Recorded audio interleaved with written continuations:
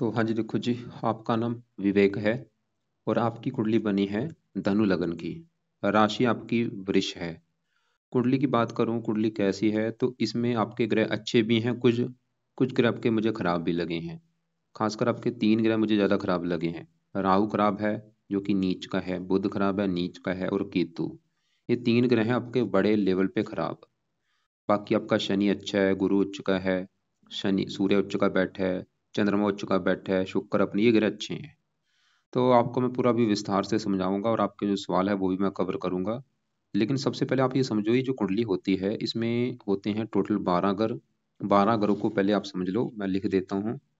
यह है आपकी कुंडली का पहला ग्रह, यह है दूसरा ग्रह, तीसरा ग्रह, चौथा, ये है पांचवा ग्रह, छठा, सातवां, आठवां ग्रह, नौवां, 10वां, ये 11वां और लास्ट वाला 12वां ग्रह।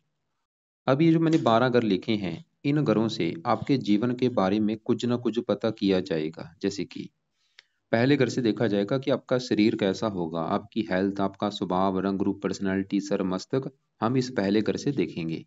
दूसरा घर धन जोड़ने का है। तीसरा घर आपके छोटे भाई बहन। चौथा घर आपकी माता, मकान, वाहन। पांचवा घर आपके बच्चों का और आपकी पढ़ाई का। ये छठा घर शत्रु, रोग, कर्जे का है। सातवां घर आपकी पत्नी का। आठवें घर से आपकी उम्र देखेंगे। नौवें घर से आपका भाग्य देखेंगे। 10वां घर काम काज का है। 11वां घर है लाभ, बड़े भाई बहन, इच्छा पूर्ति। और 12वें घर से खर्चे देखेंगे। तो अब आपने देखो जी, मेरी दो बातें नोट कर लेनी है। पहली बात, जो मैंने 12 ग्रह बोले हैं वो याद कर लो। और दूसरी बात, इन 12 ग्रहों से क्या कुछ देखा जाएगा वो याद कर लो। और अब आप ये देखो कि आपने देखना क्या है, वो ग्रह देखो। जैसे कि अगर आपका सवाल है आपके छोटे भाई बहनों को लेके, तो छोटे भाई बहनों का घर जो है वो है तीसरा घर। तो आपके छोटे भाई बहनों के लिए तीसरा घर देखेंगे। तीसरे घर में एक नंबर लिखा है 11, जो कि है कुंभ राशि। इसका जो मालक है वो है शनि। तो आपके छोटे भाई बहनों के लिए हमें शनि ग्रह को देखना पड़ेगा।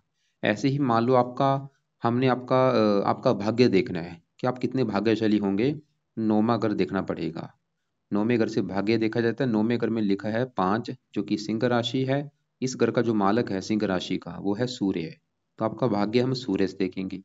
तो मेरा कहने का मतलब ये है कि जो कुछ देखना है वो घर देखना है, और उस घर का जो मालक बना है वो मालक देखना है। अब आपको मोटा मोटा बेस की जानकारी समझ आ चुकी है। अब बात करते हैं भविष्यवाणी की। तो आपके देखो जी, सबसे पहले जो ग्रह खराब है उनको मैं कवर करता हूँ। जैसे कि सबसे बड़े लेवल पे जो ग्रह खराब है वो है ये राहु ग्रह। तो पहले मैं राहु की बात करता हूँ कि ये भाई खराब क्यों है। राहु आपका देखो जी बैठा कहाँ पे है, कुंडली के पहले घर में। ये जो पहला घर है ये कुंडली का सबसे मेन घर है। जैसे मैंने अभी आपको 12 घर बोले कि सातवां घर पत्नी का हो गया, अभी ठीक है चलो। ये बच्चों का पांचवा घर, चौथा घर माता का, तीसरा घर छोटे भाई बहनों का। ऐसे भाई जो पहला घर है ये आपका घर है। मतलब आप जो हैं, आपका जो शरीर है, आप कैसे होंगे, आपका रंग रूप कैसा होगा, आपकी पर्सनैलिटी कैसी, सर कैसा, मस्तक कैसा, आपका स्वभाव कैसा, आपकी शरीर की बनावट कैसी, जो भी आपके बारे में जानना है पहले घर को देख के डिसाइड होगा। और अभी आपको मैंने फार्मूला क्या समझा रखा है कि घर का मालक देखना है। तो पहले घर का जो मालक है, पहले घर में लिखा है 9। 9 है धनु राशि, मालक है गुरु। तो पहले घर के मालक गुरु को देख के डिसाइड होगा आपके बारे में, आपकी सेहत के बारे में, स्वभाव के बारे में। और गुरु के अलावा पहले घर में बैठे राहु को भी देखा जाएगा। मतलब इन दो ग्रहों को देख के डिसाइड होगा कि आप कैसे होंगे। तो सबसे पहले हम पहले घर में राहु के घर में बात करूं, तो राहु आपका पहले घर में जो लिखा है 9 लिखा है, ये धनु राशि में बैठा है। धनु राशि इसकी है नीच राशि। मतलब राहु पहले घर में जो 9 है ये धनु नीच का होके बैठा है। आपको मैं एक एग्जांपल समझाता हूँ। ये जो ग्रह होते हैं, देखो जी, ग्रह जो हैं इनके अपने भी घर होते हैं। अगर तो ये अपने घर में बैठे हैं फिर तो अच्छे हैं। अगर ये अपने दोस्त के घर में जाके बैठे हैं फिर भी अच्छे फल देते हैं। लेकिन अगर ये दुश्मन के घर में बैठे हैं फिर अच्छे फल नहीं देते। और ये सबसे ज्यादा बुरे फल उस समय देते हैं जब ये नीच के हो जाते हैं। तो राहु बैठा है पहले घर में नीच का। जैसे कि देखो जी, मेरे घर में मेरा कोई आ जाए दुश्मन। अब वो मेरा दुश्मन जो मेरे घर में आया होगा तो मेरे घर का नुकसान करेगा। कभी वो मेरे घर में टीवी तोड़ सकता है, मेरे घर का फर्नीचर तोड़ देगा, बेड तोड़ देगा। वो काम यहाँ पे राहु करेगा। ये पहले घर में बैठ के पहले घर का कर देगा नुकसान। अब देखो जी, पहला घर कैसे, मैंने बोला है पहला घर आपका शरीर है, हेल्थ, स्वभाव, रंग रूप, पर्सनैलिटी, इन चीजों को खराब कर देगा। मतलब राहु आपकी हेल्थ खराब करेगा, आपको हेल्थ को लेकर दिक्कतें पैदा करेगा। हेल्थ को लेकर दिक्कतें क्या करेगा, पहले घर से सर देखा जाता है, मस्तक। आपको सर में दर्द होना, मस्तक में दर्द होना, राहु है क्रूर ग्रह। राहु आपको क्रोधी बनाएगा, आपको जिद्दी बनाएगा, आपको लड़ाकू बनाएगा, गुस्से वाला बनाएगा, और आपके गुस्से की वजह से भाई आपके बिगड़ेंगे काम। इसलिए एक तो चीज नोट कर लो, गुस्से पे कंट्रोल करो, मीठी वाणी बोलो। इसके अलावा राहु आपको लाइफ में स्ट्रगल कराएगा, दिक्कतें, परेशानियां, रुकावटें, स्ट्रगल, चिंता, भाग दौड़, इन चीजों को सामना करना पड़ेगा राहु की वजह से। और राहु की तीन दृष्टियां होती हैं। पांचवी दृष्टि पड़ेगी पांचवें घर के ऊपर, यहाँ पे मेष राशि, शत्रु राशि, ये पांचवें घर को भी थोड़ा सा खराब करेगा। सातवीं दृष्टि पड़ेगी पत्नी घर के ऊपर, पत्नी संबंधी दिक्कतें। नौवें घर को देखेगा, नौवीं दृष्टि से यहाँ पे शत्रु राशि, भाग्य की हानि करेगा। और यहाँ पे एक और बात नोट कर लो, गौर से मेरी बात समझो। ये जो 9 ग्रह हैं, 9 ग्रहों का जो असर है आपके जीवन के ऊपर हमेशा रहेगा। जो ग्रह आपका अच्छा है, जैसे कि आपका शनि अच्छा है, बचपन से लेके बुढ़ापे तक आपको अच्छे फल देगा। जो ग्रह खराब है, जैसे कि आपका राहु खराब है, बचपन से लेके बुढ़ापे तक खराब फल देगा। मतलब जो ग्रह अच्छा है हमेशा अच्छे फल देगा, जो बुरा है हमेशा बुरे फल देगा। लेकिन इन ग्रहों का जो असर है वो कई गुना बढ़ जाएगा इनकी दशा आने पर। मतलब अभी जो मैंने राहु के बुरे फल बताए हैं, ये बुरे फल कई गुना बढ़ जाएंगे राहु की दशा में। और इसकी जो दशा है अभी आपकी निकल चुकी है, क्योंकि अभी जो दशा चली है वो है गुरु ग्रह की। ये 9वां महीना 23 से चली है और ये 39 में खत्म होगी। दशा दो प्रकार की होती है, एक महादशा, एक अंतरदशा।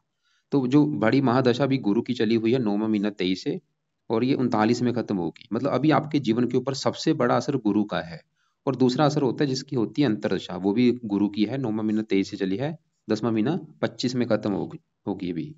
मतलब राहु की दशा, इससे पहले आपके ऊपर राहु की दशा आपको मैं दिखा भी देता हूँ। तो मैंने अभी आपको क्या बोला है कि इन ग्रहों का असर देखो, जैसे कि अभी आपके ऊपर गुरु की दशा है, गुरु मतलब बृहस्पति भी इसे कहते हैं, लेकिन पहले थी राहु की दशा। ये 2025 से आपकी चली थी, और ये अभी 9वां महीना 23 में खत्म हुआ, अभी कुछ महीने हुए हैं खत्म हुई को। आप चाहे नोट कर भी लेना कि जब से ये दशा चली थी आपकी लाइफ में, इसमें काफी दिक्कतें आपको आई होंगी। लेकिन अभी आप चाहे नोट कर लो भाई, कि जब से बृहस्पति की दशा आई, पिछले 7-8 महीने हो चुके हैं, आपकी लाइफ में काफी चेंज आया होगा, काफी चेंज आ चुका होगा आपकी लाइफ में। आप आपका सोचना चेंज हो चुका होगा, खाना पीना, क्योंकि जब बड़ी दशा चेंज होती है लाइफ में सब कुछ चेंज हो जाता है। तो मतलब जो बृहस्पति है, सवाल की अच्छा है जब बुरा है, तो बृहस्पति आपको काफी अच्छे फल देगा। लेकिन जो राहु है ये तो आपका बहुत ज्यादा खराब था। और ऐसा नहीं कि अभी ये बुरे फल इसके बंद हो चुके हैं, बस बुरे फल जो है वो कम हो चुके हैं। जो बुरे फल पहले इतने थे राहु की दशा में, वो बुरे फल मतलब इतने हो चुके हैं। बुरे फल अभी भी दे रहा है, लेकिन वो बुरे फल कम है। तो इसके उपाय क्या है वो भी बाद में बताता हूँ। लेकिन आपके पहले हम दूसरे ग्रहों को भी कवर कर लेते हैं। अब जैसे कि यहाँ पे 7वें घर में जो केतु बैठा है ये भी आपका खराब है, और ये 7वां घर है आपकी पत्नी का घर। क्योंकि मैंने आपको पहले बोला कि 12 गुरु से कुछ ना कुछ देखा जाता है। मतलब आप सवाल देखो क्या है, सवाल है आपकी, अगर मान लो पत्नी को लेके, तो 12 गुरु में पत्नी का घर है 7वां घर। तो पत्नी के लिए हमें 7वां घर देखना पड़ेगा।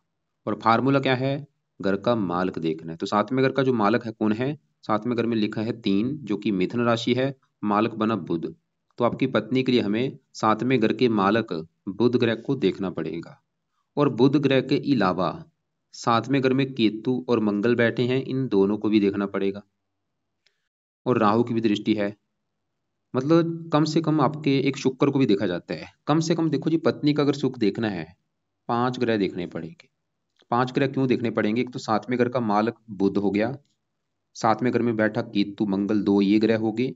और 7वें घर के ऊपर दृष्टि है राहु की, वो हम देख चुके हैं। वो तो ये दिखा रहा था कि राहु राहु ये दिखा रहा है कि आपको विवाह संबंधी दिक्कतें आएंगी। क्या दिक्कतें आएंगी, चाहे तो विवाह में विलंब हो सकता है, या विवाह हो भी गया पत्नी से मनमुटाव होगा। तो राहु हम देख चुके हैं। एक आपका शुक्र भी देखना पड़ेगा, जो कि पत्नी का कारक होता है, विवाह का कारक होता है। अब हम यहाँ पे पहले 7वें घर में बैठे केतु मंगल में से केतु की बात करते हैं। तो केतु सवाल की वो कैसे है, तो केतु आपका मुझे बड़े लेवल पे खराब लगा है।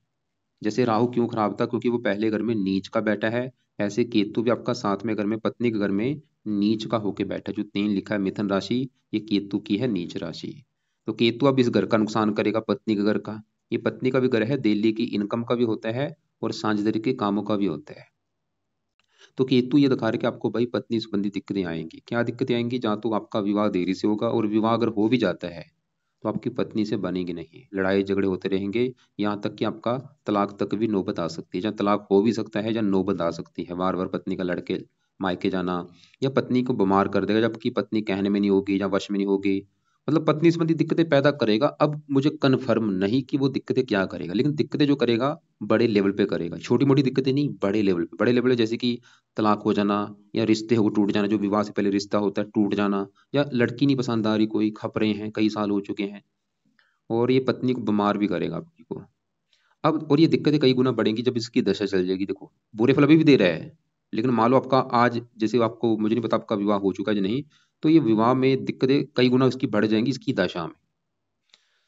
तो इसका भी क्या उपाय है वो भी आपको मैं बताता हूँ, लेकिन मैं पहले आपके सभी ग्रहों को एक बार कवर कर देता हूँ, फिर मैं आपको उपाय बताता हूँ क्या है उपाय।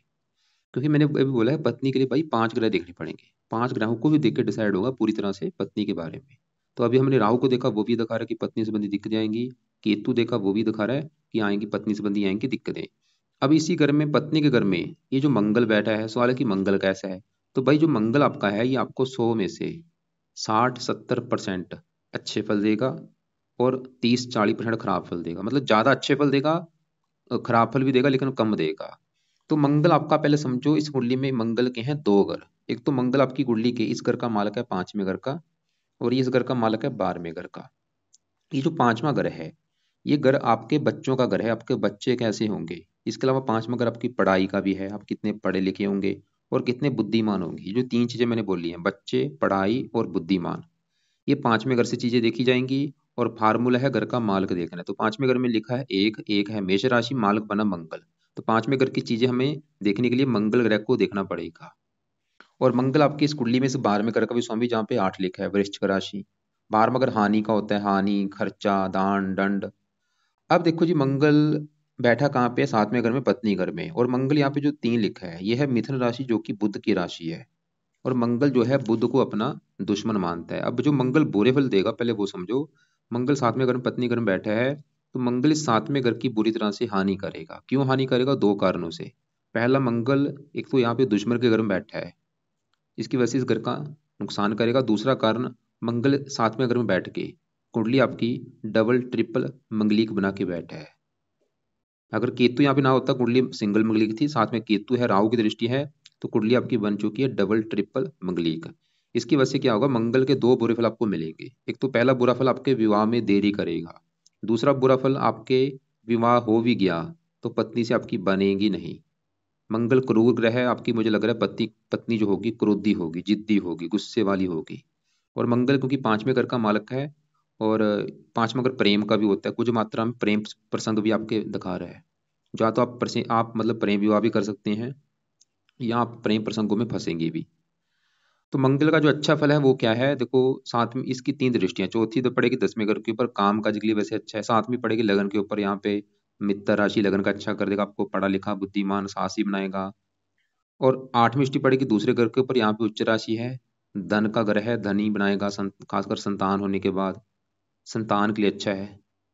तो मंगल हमने क्या देखा, पढ़ाई, संतान, बुद्धि, आपकी पर्सनैलिटी, काम काज, इन चीजों के लिए अच्छा है। बस ये पत्नी के लिए अच्छा मुझे नहीं लगा।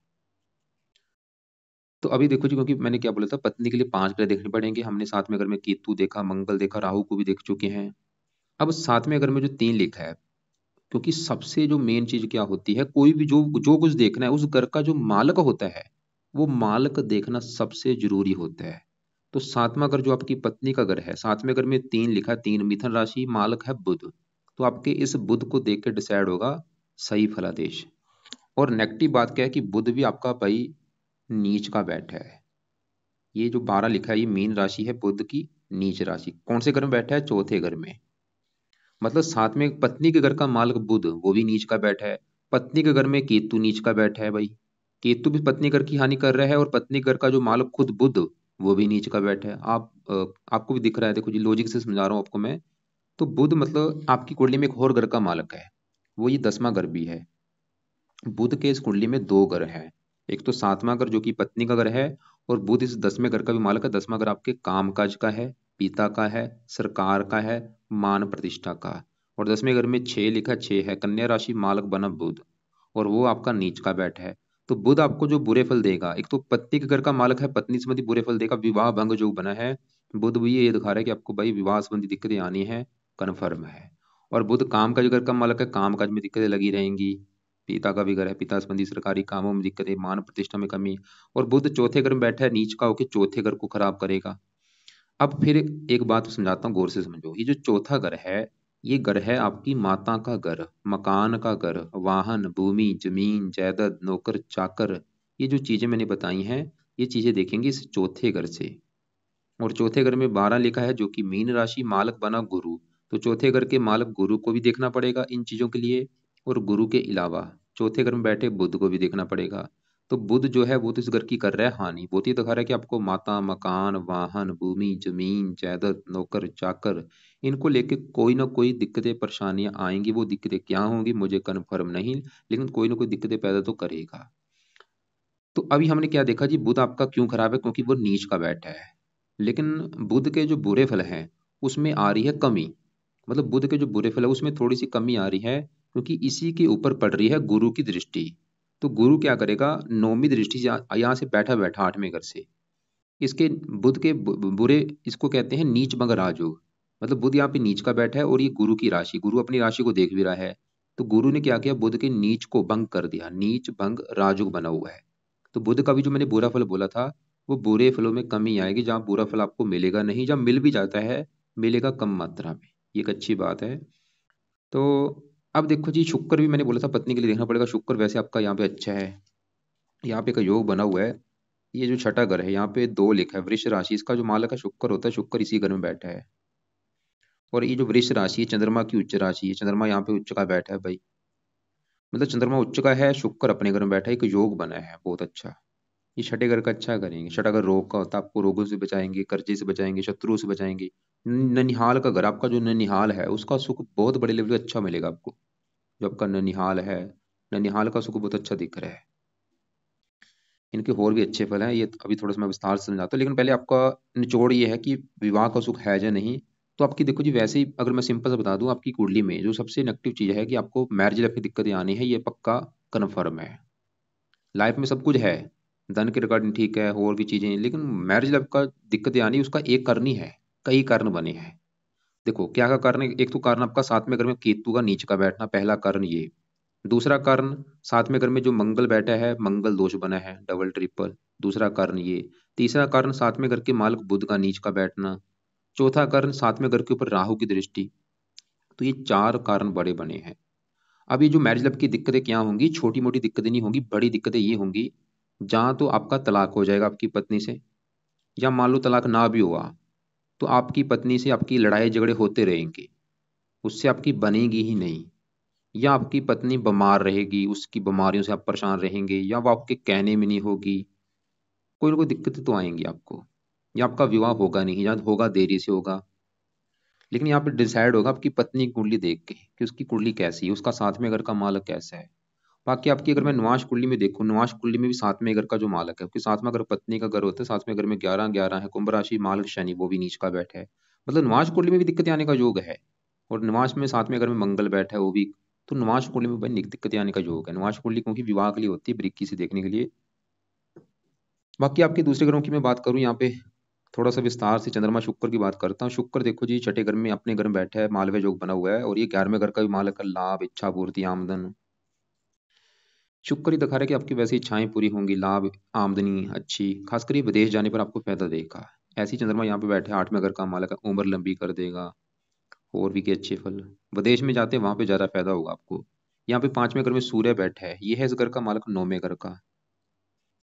9वें घर से देखा जाएगा भाग्य, भाग्य देखना है 9वें घर से, फार्मूला है घर का मालक। तो 9वें घर में 5 लिखा, 5 है सिंह राशि, मालक है सूर्य। तो भाग्य देखना है 9वें घर के मालक सूर्य को देखा जाएगा, और सूर्य कहाँ बैठा है, 5वें घर में, जो कि है संतान का घर, पढ़ाई, बुद्धि। सूर्य यहाँ पे 5वें घर में जो एक लिखा है, मेष राशि में उच्च का होकर बैठा है, मतलब सूर्य आपका काफी अच्छा है, क्योंकि भाग्य से उच्च का बैठा है, खासकर संतान के घर में। मतलब भाग्य जाके बैठा है संतान के घर में। तो कोई ना कोई कनेक्शन होगा, जहाँ तो आपकी संतान पैदा होने के बाद आपका भाग्य साथ देना शुरू होगा, या संतान के द्वारा आपकी किस्मत चमकेगी, या आपकी संतान भाग्यशाली होगी, उसके द्वारा आपको फायदा होगा। संतान का सुख अच्छा दिखा रहा है ये, संतान आपकी मतलब सूर्य के गुण उसमें पाए जाएंगे, सूर्य की वजह से संतान आपकी बहुत ज्यादा साहसी होगी, पराक्रमी होगी। हो सकता है आपकी संतान सरकारी नौकरी में जाए, क्योंकि सूर्य यहाँ पे उच्च का बैठा है, वो जहाँ तो राजनीति में जाएगी, जहाँ सरकारी नौकरी में जाएगी, संतान काफी नाम रोशन करेगी आपका। पुत्र का योग बना रहा है यहाँ पे, पुत्र आपका होगा वो जो आपका जो पुत्र होगा तेजस्वी होगा, समझदार होगा, गुणी होगा। सूर्य आपको पढ़ा लिखा बनाएगा, बुद्धिमान बनाएगा। अब यहाँ पे शनि की बात करूँ, ये भी आपका अच्छा है। ये है दूसरा घर। 10वां घर तो है काम काज का घर, जो आप काम काज कर रहे हैं, जो भी काम काज कर लिया, ठीक है कर लिया काम। अब उस काम काज में आपको प्रॉफिट जो होगा, जिसे कहते हैं आमदनी, वो 11वें घर से देखी जाती है। 11वां घर आमदनी का है, लाभ का, इच्छा पूर्ति का। और दूसरा घर होता है धन जोड़ने का। चलो आपने धन कमा भी लिया, जोड़ेंगे कितना दूसरे घर से। तो काम काज, ला आमदनी और धन जोड़ना। और 7वां घर डेली की इनकम का होता है। तो जो दूसरा घर है आपका है धन जोड़ना, कि आप लाइफ में कितना धन जोड़ेंगे, कितना बैंक बैलेंस होगा, दूसरा घर देखना पड़ेगा। और फार्मूला है घर का मालक देखना है, तो दूसरे घर में 10 लिखा है, मकर राशि मालक बना शनि। और वो कहाँ बैठा है, इसी घर में बैठा है। शनि अपने ही घर में बैठा है। जैसे कि देखो जी, मेरा घर है, मैं अपने घर में बैठा हूँ, सिंपल सी बात, अपने घर का अच्छा करूंगा, हमेशा जीवन भर अपने घर की सफाई रखूंगा, देखभाल करूंगा, रक्षा करूंगा। ऐसे ही ग्रह हैं, अपने घर में बैठे हैं बहुत अच्छे हैं। तो शनि दूसरे घर में बैठ के अपने घर का करेगा अच्छा, मतलब आपको शनि तो ये दिखा रहा है कि आपको काफी धनी बनाएगा। धन की आपके पास कमी नहीं रहेगी, आप काफी धन जोड़ेंगे, काफी बैंक बैलेंस होगा। दूसरा घर परिवार का है, परिवार का सुख अच्छा। वाणी थोड़ी सी कठोर करेगा शनि, क्योंकि क्रूर है। और बाकी शनि तीसरे घर का भी मालक है। तीसरा घर छोटे भाई बहनों का, अगर आपको कोई छोटा भाई बहन होगा उसका भी सुख अच्छा है। और पराक्रम, खुद की धन मतलब कैसे है, खुद की मेहनत के बल पर, क्योंकि मेहनत चलेगी धन के घर में, खुद की मेहनत के बल पर आप धन कमाएंगे, ये चीजें नोट कर लो।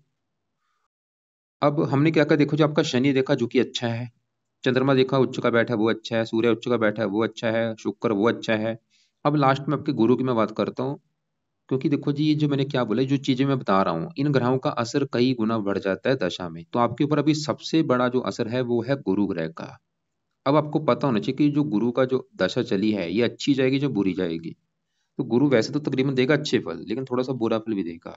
गुरु कहाँ बैठा है, कुंडली के 8वें घर में। वैसे तो एक घर अच्छा नहीं है 8वां, एक खराब घर होता है ये 8वां, क्योंकि 8वें घर से आयु, मृत्यु, मृत्युदल, कष्ट, लंबी बीमारी, दुर्घटना, गुप्त रोग, गुप्त विद्या, ससुराल की स्थिति, गरीबी, रुकावटें, ऐसी खराब चीजें देखी जाती हैं। लेकिन जो गुरु है, बैठा तो 8वें घर में है, खराब घर में, लेकिन 8वें घर में जो 4 लिखा है कर्क राशि, ये है गुरु की उच्च राशि। गुरु 8वें घर में उच्च का होकर बैठा है, इसकी वजह से यहाँ पे सरल नामक विपरीत राजयोग बना है। गुरु मतलब आपको तकरीबन अच्छे फल देगा। अब गुरु के इस कुंडली में जो ग्रह हैं, एक तो गुरु आपकी कुंडली के से पहले घर का मालक है, जहाँ पे ये राहु बैठा है। जैसे मैंने बोला था, राहु क्या करेगा, पहले घर की हानि करेगा, कि हेल्थ खराब कर देगा, पर्सनैलिटी खराब कर देगा, क्रोधी बनाएगा, जिद्दी बनाएगा, लाइफ में स्ट्रगल कराएगा। लेकिन पहले घर का जो मालक गुरु है, उसको भी देखना पड़ेगा, जो कि उच्च का बैठा है।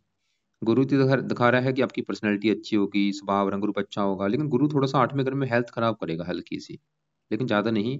गुरु आपको अच्छा फल देगा, आपकी उम्र काफी लंबी कर देगा, क्योंकि 8वां अगर उम्र आपकी लंबी कर देगा। और गुरु क्योंकि पहला अगर शरीर है, शरीर उठ के चला गया 8वें घर में, विदेश के घर में, विदेश लेके जाएगा, वहां पे आपको ज्यादा फायदा होगा। गुरु ये दिखा रहा है।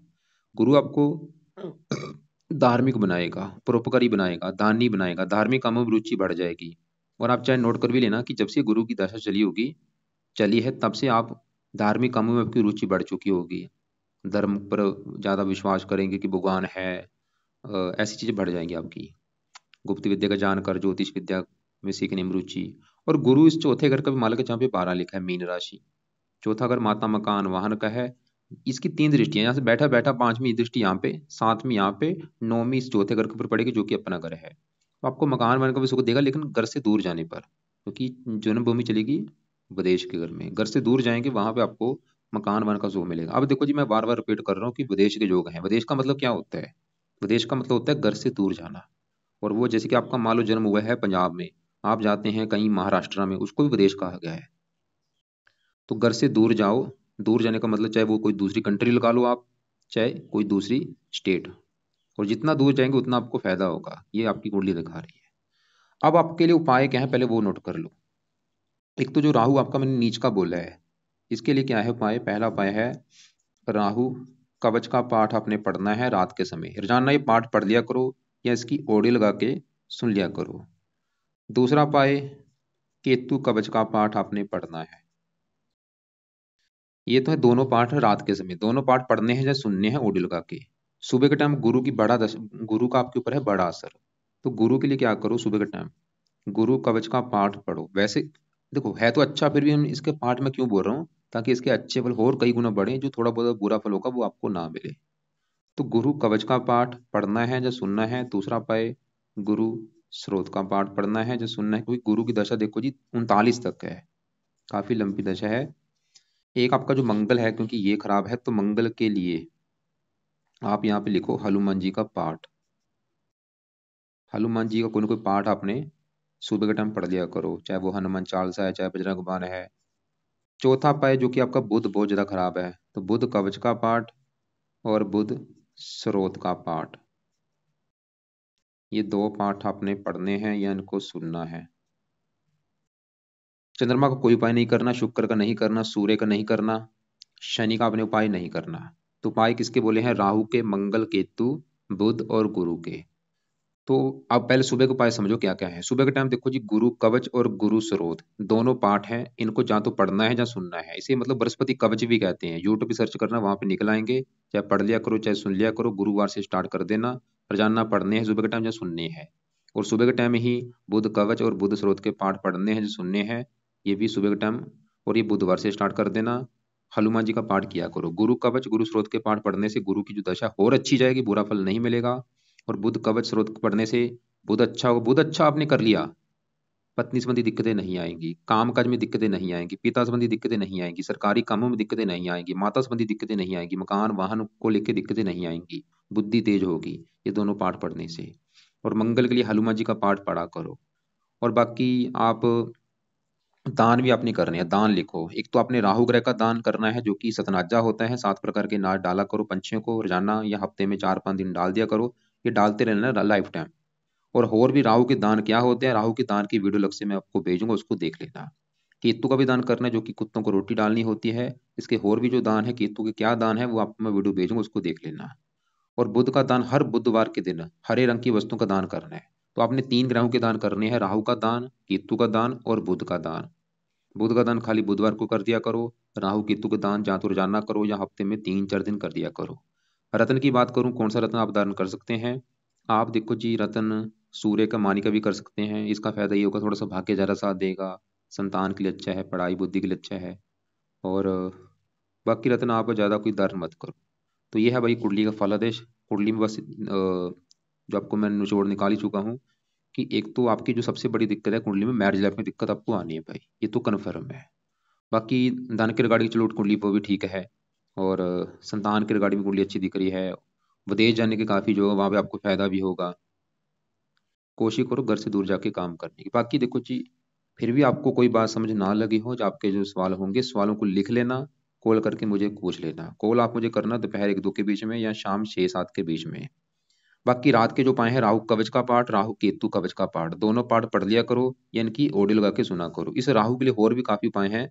जैसे कि राहु के लिए आप शिव जी की पूजा उपासना करते हैं, उससे भी राहु अच्छा होता है। तो शिव जी के मंदिर भी जाया करो, शिव जी की पूजा उपासना किया करो। ऐसे केतु के लिए आप और भी इसके उपाय हैं। जैसे केतु के लिए आप इसका केतु स्रोत का पाठ भी पढ़ सकते हैं। क्योंकि आप ये देखो कि आपकी दिक्कत सबसे बड़ी क्या है। जैसे आपको मान लो सबसे बड़ी दिक्कत आपकी मैरिज लाइफ को लेके आ रही है, तो उसका वैसे सबसे बड़ा कारण आपका केतु भी है, क्योंकि बैठा है यहाँ पे। राहु भी इतना मैरिज लाइफ में दिक्कतें आने का कारण नहीं जितना केतु है, क्योंकि बैठा है साथ में घर में। तो राहु के केतु के 2 पाठ आप पढ़ सकते हैं, केतु कवच और केतु स्रोत, दोनों पाठ रात को पढ़ लिया करो या सुन लिया करो, जब तक आपका विवाह नहीं हो जाता। तो बाकी भाई जो भी सवाल होंगे लिख लेना, कॉल करके मुझे पूछ लेना। और इसके अलावा और अलग से वीडियो भेजूंगा, उन सभी को आप एक बार देख लेना। कपड़ों की बात करूं, आप देखो जी, हरे कपड़े, नीले कपड़े कम यूज किया करो। हरे नीले रंग के कपड़े कम यूज करो। बाकी सभी कपड़े पहन सकते हैं, काले भी पहन सकते हैं, पीले पहन सकते हैं, और संडे को लाल पहन सकते हैं। मंगलवार को लाल कपड़े कम यूज करो। सफेद कपड़े भी पहन सकते हैं आप, चमकीले रंग बिरंगे कपड़े यूज कर सकते हैं। बस हरे कपड़े कम यूज करो और नीले कपड़े कम यूज करो।